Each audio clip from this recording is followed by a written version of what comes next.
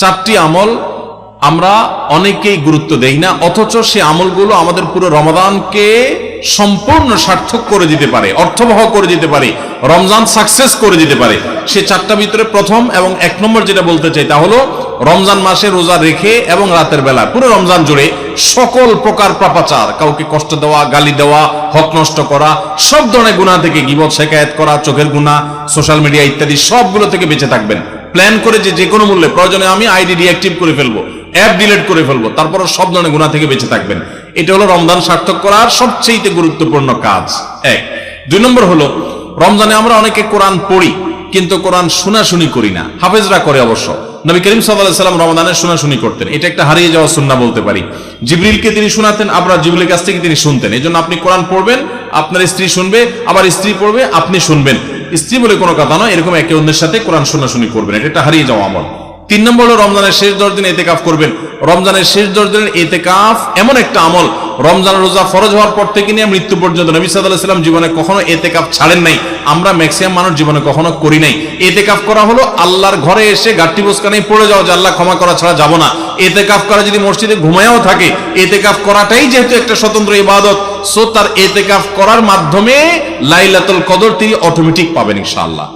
এই জন্য ইতিকাফের আমলটা আমাদের রমাদানকে সার্থক করে দিতে পারে, অথচ এটা হারিয়ে যাচ্ছে। আর 4 নম্বর এবং সর্বশেষ হলো রমজানের শেষ দশক হলো ইবাদতের দশক, আমলের দশক। আমরা প্রথম 2 দশকে যা পারি না পারি, শেষ দশক বেশি আমল করার চেষ্টা করব।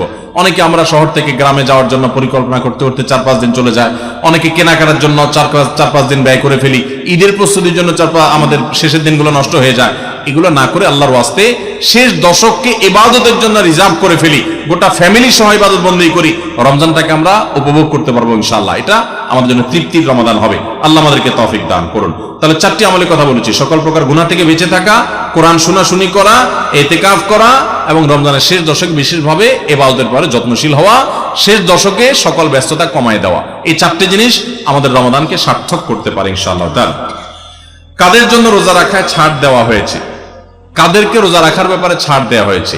নাম্বার 1, অসুস্থ ব্যক্তি। এত অসুস্থতা যে অসুস্থ অবস্থা রোজা রাখতে পারে না, তাহলে তিনি পরবর্তীতে রোজা রাখলেও হবে। আল্লাহ বলেছেন ফাইদাতুম মিন আইয়ামিন উখরা, অন্য সময় রোজা রাখবে সে। আর যদি একেবারে অক্ষম হয় তাহলে সে ফিদিয়া দিয়ে দিবে, রোজার প্রত্যেকটা রোজার বিনিময়ে একটা করে ফিতরা হিসাব করে দিয়ে দিবে। আর যদি সুস্থ থাকে তাহলে সেক্ষেত্রে সফরে থাকলে তার জন্য রোজার ছাড় আছে। আল্লাহ বলেছেন ফামান কানা মিনকুম মারিদান আও আলা সাফারিন, কেউ যদি সফরে থাকে ওই অবস্থা তার কয়টা রোজা যদি বাদ যায় সফরে থাকার কারণে, ওইগুলো পরে রাখলেও হবে।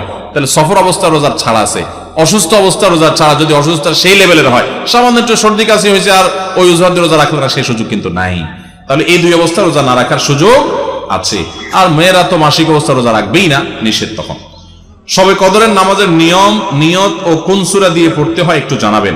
শবে কদরের নামাজের আলাদা কোনো নিয়ম নেই যে 2 রাকাত করে অমুক সূরা এতবার পড়তে হবে অমুক রাকাতে, এরকম কোনো কথা নেই।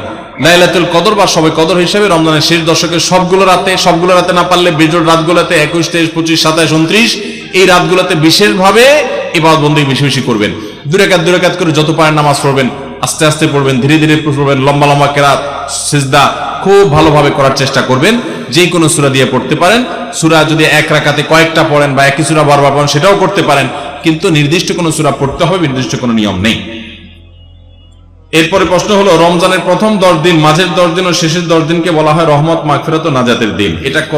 এটা কতটা সহিহ? তাহলে কি ওই দিনগুলোতে রহমত, মাগফিরাত, নাজাত পাওয়া যাবে নাকি বাকি দিনগুলোতেও পাওয়া যাবে? দেখুন, এই হাদিসের সনদকে মুহাদ্দিসরা কেউ কিছুটা দুর্বল বলেছেন, কিন্তু এটার মাধ্যমে এটাও হতে পারে যে এই দশকে বিশেষভাবে রহমত দেওয়া হয়, অন্যগুলোতে আমভাবে দেওয়া হয়। এর মানে এই না যে অন্য দিনগুলোতে রহমত দেওয়া হয় না। শেষ প্রশ্ন, নারীদের জন্য কিছু আমল বলুন, কারণ রমজানে বাসায় সাহারি, ইফতারি, অন্যান্য কাজ করতে করতে বেশি বেশি আমলের সুযোগ তারা পান না। মা বোনরা ইফতারি সাহারি ব্যস্ততায় অনেকেই রমজানে ইবাদত বন্দেগীর সুযোগ পান না, তাদের জন্য আমরা বিশেষ কিছু পরামর্শ দিতে পারি। নাম্বার 1, রমজানের আগে থেকে ইফতারের যে আইটেমগুলো আগে থেকে জোগাড় করা যায় সেগুলো আগে থেকে জোগাড় করে, যেমন পেঁয়াজি আইটেম ইত্যাদি অনেক সময় বেটে ফ্রিজে রেখে দেওয়া যায়। যেগুলো আগে করা যায় সেগুলো আগে করে রাখেন যাতে রমজানে ইবাদতবন্দি করতে পারেন। সাহারির সময় ভোর রাতে খেতে উঠে সবাই খাওয়া দাওয়া করে রেখে চলে যায়, আমাদের মা বোনরা দেখা যায় থালা বাসন নিয়ে ব্যস্ত হয়ে পড়েন। ওই টাইমে থালা বাসন রেখে, যেটা যেভাবে সেভাবে ঢেকে রেখে আপনি মাশগুল হয়ে যান দোয়াতে সাহারির সময়। এরপরে ফজর নামাজ পড়ে আপনি এবার কাজে লেগে যান। ওই মূল্যবান সময়গুলো নষ্ট করবেন না। আর যখন থালা বাসন ধোবেন বা ইফতার বানাবেন তখনও মনে মনে আল্লাহ স্মরণ, আল্লাহর সাথে কথা বলা, আল্লাহর কাছে দোয়া নিবেদন করা, জিকির আজকার করা, সেই চেষ্টা করতে পারেন।